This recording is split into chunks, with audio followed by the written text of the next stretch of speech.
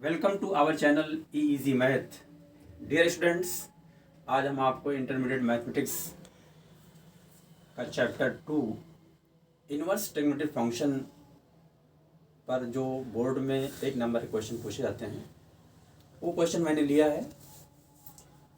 हालांकि मैंने यहाँ पर दो क्वेश्चन लिया है, क्वेश्चन तो एक ही दिखाई दे रहा है मगर दो क्वेश्चन हमने लिया है।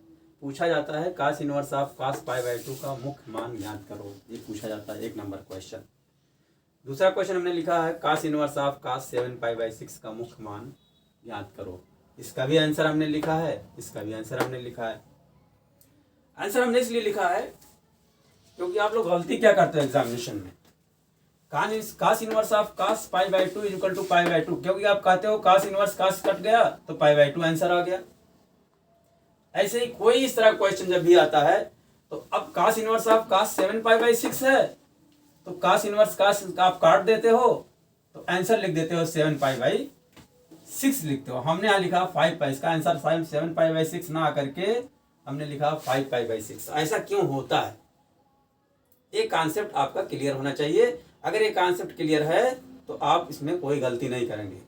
कल मैंने sine inverse of sine pi by 2 या sine inverse of sine pi by 4 पर क्वेश्चन लगाया था कल की वीडियो में। आज हमने कास इनवर्स लिया है, ये सारे डाउट आपको क्लियर करने के लिए है। एक नंबर क्वेश्चन, एक नंबर का ये भी है, एक नंबर का ये भी है, लेकिन मैंने दोनों को आपको इस साथ में इसलिए लिया है ताकि आप कंपेरेटिवली इसको देख सको जो है क्या सही है क्या गलत है, ताकि आप भूल ना कर सको। तो आप देखिए, तो सबसे पहले हमको याद होना चाहिए आपको कि रेंज ऑफ कास इनवर्स क्या होती है, याद होना चाहिए। तो अब देखते हैं solution. Cos inverse of cos pi by 2 this is equal to आप लिखते हो पाई बाई 2, ये आंसर होता है। ये सही है। क्यों सही है? क्योंकि ये जो वैल्यू आई है cos inverse of cos pi by 2 की, जो पाई बाई 2 आई है, ये बिलोंग कहाँ होनी चाहिए? इसके रेंज में। कास इनवर्स की range, principal value branch range, principal cos inverse की प्रिंसिपल वैल्यू ब्रांच रेंज क्या होती है? Principal value branch range of cos inverse X is equal to होती है 0 to pi, close interval 0 to pi. अगर ये जो एंगल है, यही यहां पर भी आया है, ये इसके अंदर अगर बिलोंग कर रहा है तब तो हमारा आंसर सही है।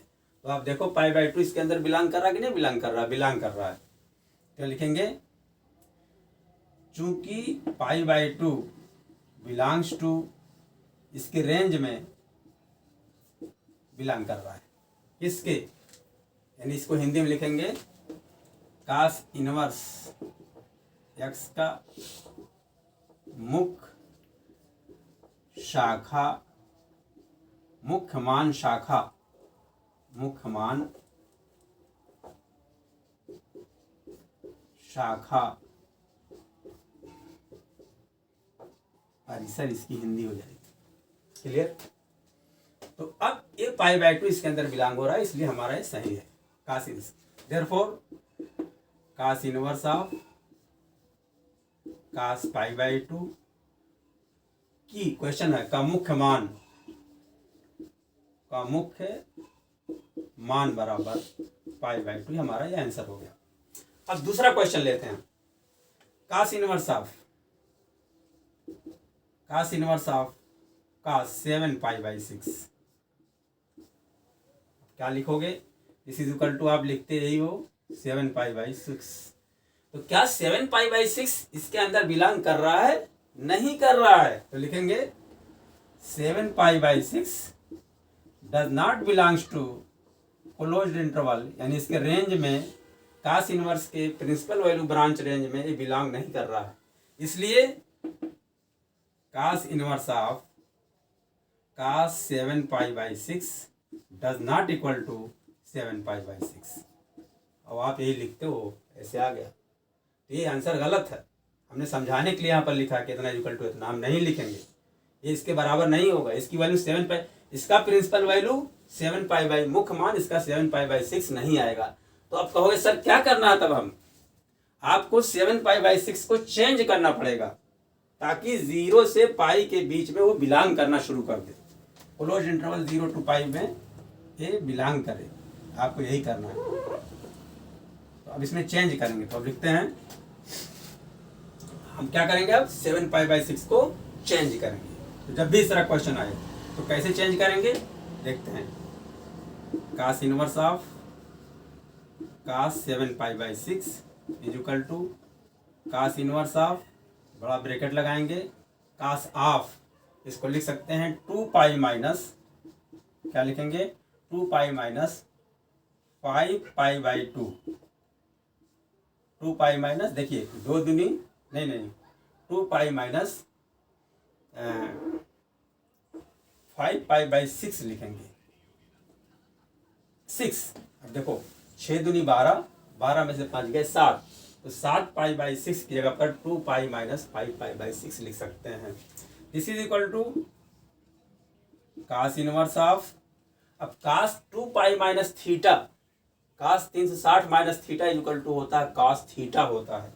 तो दिस इज, ये पूरा मिल करके क्या बन जाएगा, इसको हम लिख सकते हैं cos of 5 pi by 6।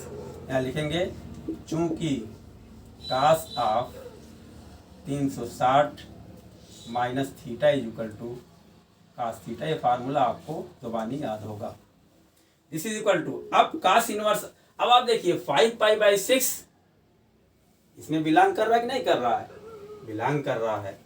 This is equal to 5 pi by 6, ये बिलोंग कर रहा है किसमें, क्लोज्ड इंटरवल यानी प्रिंसिपल वैल्यू ब्रांच रेंज में इसमें बिलोंग कर रहा है 0 से पाई। देयरफॉर ये बिलोंग कर रहा है 5 pi by 6 belongs to closed interval 0 pi, या रेंज जो cos इनवर्स की रेंज है उसके अंदर बिलोंग कर रहा है, इसलिए यही हमारा क्या हो जाएगा, इसका मुख्य मान हो जाएगा। इसलिए cos inverse of cos 7 pi by 6 का मुख्य मान यानी प्रिंसिपल वैल्यू बराबर, तो 5 पाई बाई 6 हमारा ये आंसर हो गया। तो इसका आंसर हमारा 5 बाई 2 है, इसका आंसर 5 बाई 2। तो आप ये गलती मत करिएगा कि cos इनवर्स ऑफ cos जो भी हो, cos और cos इनवर्स को काट करके आंसर मत लिखिएगा। आपको ये जुबानी याद होना चाहिए, ये वाला याद होना चाहिए कि cos इनवर्स की प्रिंसिपल वैल्यू ब्रांच रेंज क्या है, उसका परिसर क्या है। अगर आपको याद रहेगा तो क्वेश्चन को लगाने में आप गलती नहीं कर सकते हो। उम्मीद करता हूँ कि क्वेश्चन का कॉन्सेप्ट पूरी तरह से क्लियर हो गया होगा।